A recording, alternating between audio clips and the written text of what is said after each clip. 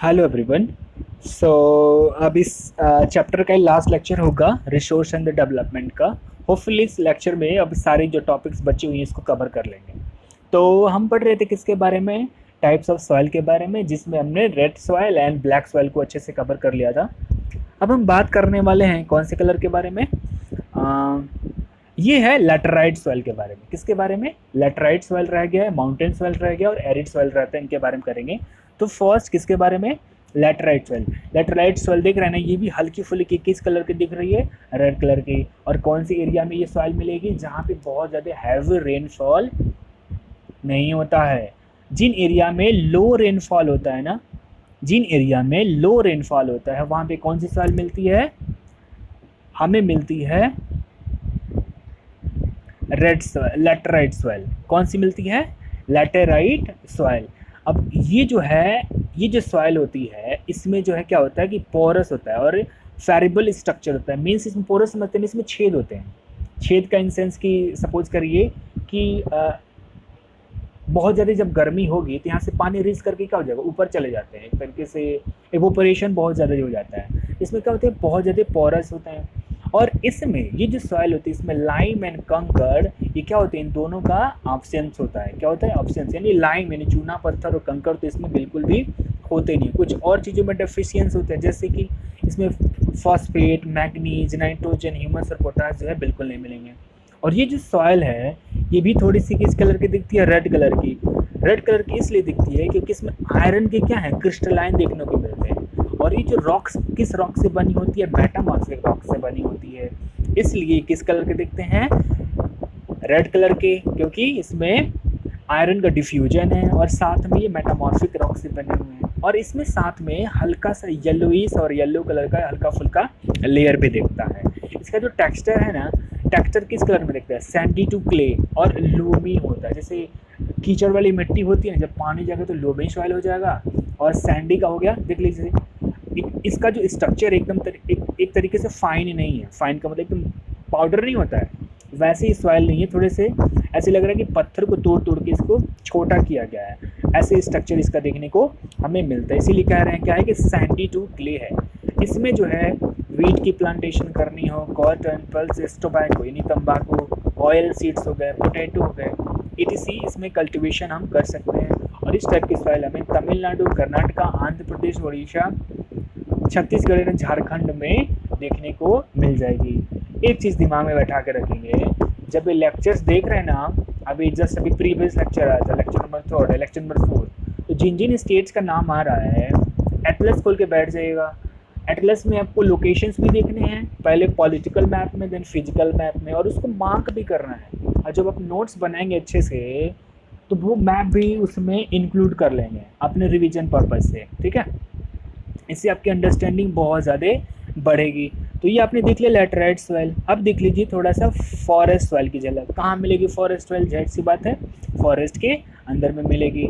और ये है एरिड सॉइल। एरिड सॉइल ऐसे दिखती है। एरिड सॉइल कहाँ होगी कि जहाँ पे एक तरीके से बोल सकते हैं कि 100 सेंटीमीटर से बिलो रेनफॉल हो, तो वहाँ पे उन वैसे इलाकों में कौन सी सॉइल देखने को मिल सकती है? Arid soil. तो ये एरिड सॉइल ऐसे हमको देखते हैं। तो जो एरिड सॉइल है कौन से इलाकों में देखने को मिलेगी? जहाँ पे एरिड कंडीशन हो या सेमी एरिड कंडीशन हो, 100 सेंटीमीटर रेनफॉल हो रही हो या 50 सेंटीमीटर रेनफॉल हो रही हो, तो ऐसे कंडीशन में हमको एरिड सॉइल देखने को मिल सकते हैं। अब ये डिपोजिशन क्यों होता है? आपको ये होता है किसके द्वारा? विंड एक्टिविटीज़ के द्वारा। जहाँ पे डेजर्ट होता है, डेजर्ट्स में बहुत तेज हवाएं चलती हैं, और एरिड जब एरिया हो ही गया तो जाहिर सी बात है वहाँ पे वेजिटेशन बहुत ज़्यादा कम होगी। बहुत ज़्यादा कम वेजिटेशन है तो विंड की स्पीड क्या होती है वहाँ पे? ज़्यादा होगी। तो वो क्या करेगी, एक जगह का मटेरियल उठा के दूसरे जगह क्या करने लगेगी? डिपॉजिट करने लगती है। इसके कारण इस सॉइल का फॉर्मेशन होता है। इस टाइप के सॉइल में साल्ट का जो कंटेंट होता है ना, नमक की मात्रा बहुत ज़्यादा होती है, और मॉइस्चर और तो ह्यूमस होता ही नहीं। मॉइस्चर होगा क्यों? रेनफॉल जब मिल ही नहीं रही है तो मॉइस्चर किस बात का? और ह्यूमस तो बिल्कुल भी नहीं हुआ, क्योंकि जब एरिड सॉइल है, रेनफॉल हुई नहीं, वेजिटेशन ज़्यादा होगा नहीं, तो ह्यूमस कहाँ से आएगा? और इस टाइप की मिट्टी में कंकड़ या फिर इम्प्योर कैल्शियम कार्बोनेट जो होता है बहुत ज़्यादा मात्रा में होता है। और ये क्या करते हैं, जब कैल्शियम कार्बोनेट होगा ना तो ये वाटर के इनफिल्ट्रेशन को क्या कर देते हैं, रोक देते हैं, रेस्ट्रिक्ट करके रख देते हैं। इसका टेक्सचर देखने में कैसे होगा, ये सैंडी कलर का दिखता है और कलर में ये रेडिश कलर का या ब्राउन कलर का होगा। और सबसे ज़्यादा मिलेगा कहाँ पे आपको, वेस्टर्न राजस्थान में। कहाँ मिलेगा, वेस्टर्न राजस्थान में। अब बात करते हैं किसकी, फॉरेस्ट सॉइल। कहाँ मिलेगा फॉरेस्ट सॉइल, ऑफ कोर्स जिन जिन इलाकों में फॉरेस्ट एरिया होगा वहाँ पे आराम से फॉरेस्ट सॉइल हमको देखने को मिल जाएगा। अब जो फॉरेस्ट सॉइल होता है ना, इसका स्ट्रक्चर जो टेक्सचर होता है डिपेंड करता है माउंटेन के एनवायरनमेंट पे, जहाँ पे इस टाइप के सॉइल का फॉर्मेशन हुआ है, डिपेंड करता है। सपोज करिए फॉरेस्ट जो माउंटेन के स्लोप पे भी हो सकता है, वैसा फॉरेस्ट आपको नॉर्थ ईस्ट में भी हो सकता है। तो डिपेंड करता है कि जहाँ का जैसा फॉरेस्ट होगा वहाँ जिस टाइप की रेनफॉल होगी उसी टाइप में इस सॉइल का स्ट्रक्चर एंड टेक्सचर डिपेंड करता है। अब ये जो सॉइल का जो बेसिक फीचर्स है क्या, लूमी एंड सिल्टी होते हैं। सिल्टी क्यों, माउंटेनियस रीजन में जब होगा तो वहाँ पे रॉक्स टूटेंगे, तो टूटेंगे तो क्या होंगे, सिल्ट बनेंगे, इसलिए ये सिल्टी होते हैं। इसका जो टेक्सचर है क्या है, सिल्टी है। और बेसिकली वैली साइड में जहाँ पे दो माउंटेन्स के बीच का जो इलाका होता है वहाँ पे, या फिर जब रिवर्स जहाँ से निकलती हैं तो उसको क्या बोलते हैं, अपर स्लोप से बोलते हैं ना। रिवर्स माउंटेन्स के ऐसे नीचे आ रही है, ये माउंटेन हो गया, सपोज करिए माउंटेन हो गया, माउंटेन से जब नीचे निकलती है तो उसको क्या बोलते हैं, अपर स्लोप। और माउंटेन जब नीचे नीचे आने लगती है उसको बोलते हैं लोअर स्लोप, वहाँ पे देखने को मिल सकती है।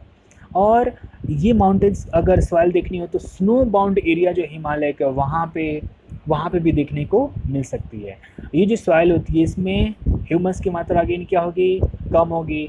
और जैसे जैसे नीचे आते जाएंगे तो लोअर वैलीज में इस सॉइल में ह्यूमस की मात्रा भी बढ़ने लगती है और ये जो सॉइल होती है फर्टाइल होने लगती है। इसमें भी अगेन क्या प्लांटेशन कर सकते हैं आप, तो यहाँ पे फ्रूट्स जो है एप्पल्स, देन ऑरेंज हो गए या फिर पाइनएप्पल हो गया, इनकी प्लांटेशन बहुत अच्छे से आप कर सकते हैं माउंटेन सॉइल में। जैसे जम्मू कश्मीर है, हिमाचल प्रदेश है, उत्तराखंड है, यहाँ एप्पल की प्लांटेशन बहुत ज़्यादा अच्छी होती है क्योंकि यहाँ पे माउंटेनियस जो है सॉइल है। अब हमने सॉइल के बारे में पढ़ लिया, लेकिन बहुत सारे ऐसे फैक्टर्स हैं, क्लाइमेटिक फैक्टर्स और कुछ ह्यूमन फैक्टर्स जो क्या करते रहते हैं सॉइल का इरोजन। अब ये पिक्चर देखिएगा, पिक्चर में लैंड वैसे एकदम फ्लैट होना चाहिए था ना, बट इसमें क्या हुआ, कुछ गड्ढे टाइप में बन गए, इसको क्या बोलते हैं, सॉइल इरोजन। मतलब कि अगर टॉप जो सॉइल है वो रिमूव होके एक जगह से दूसरे जगह चली जाती है तो उसको क्या बोलते हैं हम लोग, नेचुरल सॉइल बोलते हैं। इसके पीछे कौन कौन जिम्मेदार है, तो वह रनिंग वाटर, बहुत तेज बारिश आई और एक ही साथ बहा के सारी चीज़ें लेके चली गई, या फिर विंड, टाइफून या साइक्लोन जब आते हैं तो धीमे से आएंगे क्या, आपसे पूछ के कि अरे आए कि नहीं, आपको उड़ाएं कि नहीं, वो तो उड़ा ले जाएंगे ना जो उनके साथ में आएंगे। वो क्या कर रहे हैं, वो भी रिमूव कर देंगे, वो भी सॉइल इरोजन कर देंगे। इसके पीछे रीजन्स क्या होते हैं, अगेन वही डिफॉरेस्टेशन, पेड़ों को जो आप बहुत ज़्यादा काट रहे हैं, जानवरों को बहुत ज़्यादा ओवर ग्रेजिंग करवा रहे हैं, या फिर अनसाइंटिफिक एग्रीकल्चर प्रैक्टिसेस कर रहे हैं। भैया खेत है तो पहले सॉइल में कौन कौन से टाइप के मिनरल्स उसका पता तो लगवाओ, कितना पानी डालना ये तो पता लगाओ, नहीं तो फूल के उसमें बहुत ज़्यादा क्वांटिटी में फर्टिलाइजर्स डाल दे रहे हैं, पेस्टिसाइड डाल दे रहे हैं। तो ये अनसाइंटिफिक है ना एग्रीकल्चर प्रैक्टिस, ऐसा नहीं करिए। ऐसा करने से ही क्या होता है, सॉइल का इरोजन होता है। अभी जो सॉइल का इरोजन होता है ना, इसको ब्रॉड लेवल पे दो टाइप में बांट सकते हैं। एक हो सकता है गुली इरोजन और दूसरा हो सकता है सीट इरोजन। अब गुली इरोजन क्या है, गुली इरोजन को पढ़ने से पहले इसका पिक्चर देख लीजिए। ये हो गया सीट इरोजन। सीट इरोजन का मतलब कि ऐसे हल्की फुल्की पानी आई और ऊपर का लेयर जो है थोड़ा सा हटा दिया, देख रहे हैं ना, ज़्यादा गड्ढा नहीं हुआ यहाँ पे, ज़्यादा एक तरीके से ऐसे लग रहा है किसी ने डिगिंग किया, जिसको क्या बोल दिया हमने, सीट इरोजन। मतलब कि जो टॉप मोस्ट लेयर का एक कह सकते हैं कि 5 से 10 सेंटीमीटर का लेयर जो है उड़ गया। लेकिन गुली इरोजन मीन्स क्या हो गया कि कहाँ गई पिक्चर आपकी, हाँ ये रहा गुली इरोजन। एक तरीके से गड्ढा ही बन जाए एक तरीके से, यानी पानी जो है ऊपर लेवल से इसके नीचे चला गया और नियर अबाउट 2-3 फीट के अंदर का पूरा मटेरियल बाहर कर दे, जिसको क्या बोलते हैं, गुलीज बोलते हैं। क्या बोलते हैं, गुलीज। तो दो टाइप के इरोजन हो गए, गुली इरोजन, पिक्चर देख लिया। अब होगा कि कैसे बनेगा, रेन वाटर है। जब रेन वाटर क्या होगी कि लैंड से क्रॉस कर रही थी, लैंड क्रॉस करके मूव्स डाउन हो जाए, एकदम नीचे चली जाए, और नीचे जाकर के क्या करते हैं, डीप चैनल्स बनाते हैं। इन डीप चैनल्स को क्या बोलते हैं, गुली बोलते हैं। और इस टाइप के इरोजन को बोलेंगे गुली इरोजन। पानी से बह रही थी, अब एक होल बना करके नीचे चली गई, और नीचे जैसे ही गई तो उसके बीच रास्ते में जितनी मिट्टी आई सबको हटा करके क्या बना दिया, एक चैनल बना दिया, एक टाइप से नहर बना दिया, पतली नहर। तो इस टाइप के इरोजन को बोलते हैं हम लोग गोली इरोजन। और जहाँ पे जो भी लैंड होगा तो वो ब्रोकन होगा ना बहुत सारे स्मॉलर पार्ट्स में। तो स्मॉलर पार्ट्स में जब, सिंपल सी बात है, कोई भी लैंड जब टूट जाएगा, गोलीज बन जाएगा, उसको क्या बोलेंगे, बैड लैंड बोलेंगे। और ये जो बैड लैंड है वो अनफिट होता है किसके लिए, कल्टीवेशन के लिए। कल्टीवेशन कैसे कर पाएंगे, आप ही के खेत में अब 2 हिस्से बन जाए तो कैसे कल्टीवेशन कर पाए, इजी तो होगा नहीं। दूसरा है सीट इरोजन। अब सीट इरोजन क्या होता है, कैसे बनेगा, कभी कभी क्या होता है कि जो वाटर है ना फ्लो करती है सीट में, और जैसे ये वाटर यहाँ आई होगी फ्लो करके ऊपर का ऐसे हम उड़ा ले गई वहाँ से मटेरियल, तो वाटर क्या कर दिया, टैक्स अवे कर दी टॉप सॉइल को। इस टाइप के सॉइल को क्या बोलेंगे, सीट इरोजन। और ये जो सीट इरोजन की जो थिकनेस होगी ज़्यादा से ज़्यादा 5 से 10 सेंटीमीटर होगी, और उसका तो सीधे फिट में है गोली इरोजन का। अब इतना सारा हमने पढ़ लिया, क्या पढ़ लिया कि इतना ज़्यादा क्या हो रहा है, सॉइल इरोजन हो रहा था। क्या इसको रोकने का कोई तरीका है, तो हाँ बिल्कुल है। सबसे पहले आप क्या कर सकते हैं, टेरेस फार्मिंग कर सकते हैं। मैं मुझे पता है 2nd नंबर का, 1st नंबर का भी होगा।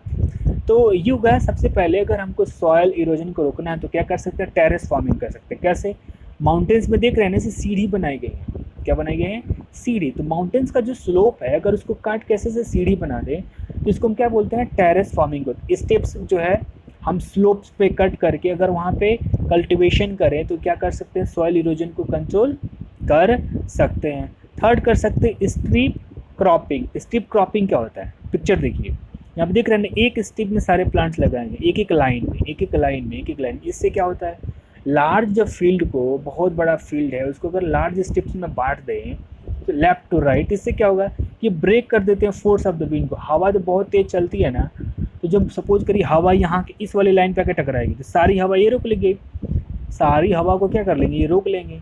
अगर हवा बाई चांस आगे भी है तो ये वाली लेयर रोक लेगी, ये वाली लेयर रोक लेगी, ये वाली, तो वो क्या करेंगे, बेसिकली स्ट्रिप्स जब हम बना देते हैं, स्ट्रिप क्रॉपिंग करते हैं, तो वो क्या करते हैं, एयर की स्पीड को कम कर देते हैं, तो नुकसान जो है कम होता है। ये मेन रीजन है, क्लियर। और ये हो गया फर्स्ट आपका कि सॉइल को कंजर्वेशन करने का मेजर क्या हो गया कि काउंटर प्लाविंग करते हैं। काउंटर प्लाविंग का मतलब, अब देखिए ऐसे इसको बोलते हैं काउंटर प्लाविंग करना, मतलब कि कंटूर लाइंस बनाते हैं। ये ऐसे ऐसे लाइंस बना दिया प्लेन्स वाले इलाके में, एक ऐसा क्रॉप्स लगा दी जिसकी हाइट ज़्यादा थी, दूसरे की कम कर दी। तो काउंटर लाइंस जैसे बना देंगे तो क्या कर देंगे, वाटर के फ्लो को कम कर देते हैं। जैसे जैसे वाटर नीचे आएंगे उसके फ्लो को कम कर देंगे। जब फ्लो को कम करेंगे, और ऑलरेडी वहाँ पे क्या है, प्लांट्स हैं, तो जब प्लांट्स हैं तो क्या करेंगे, उसका जो रूट होगा मिट्टी को बांध के रखेगा, तो मिट्टी उड़ेगी क्या, बिल्कुल नहीं उड़ेगी।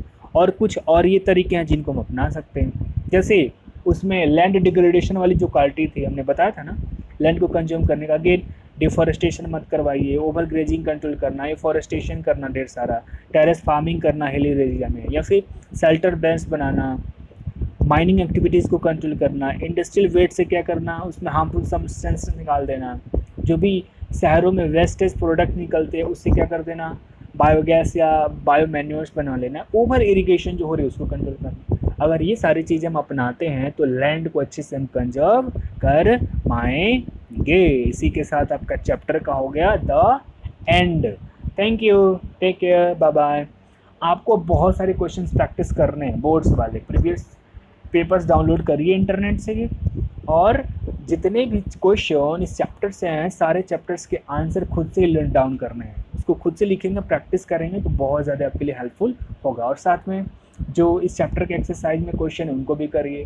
नहीं आ रहा है तो हम आएंगे 24 आवर्स, आप हमसे कांटेक्ट कर सकते हैं। Thank you, take care.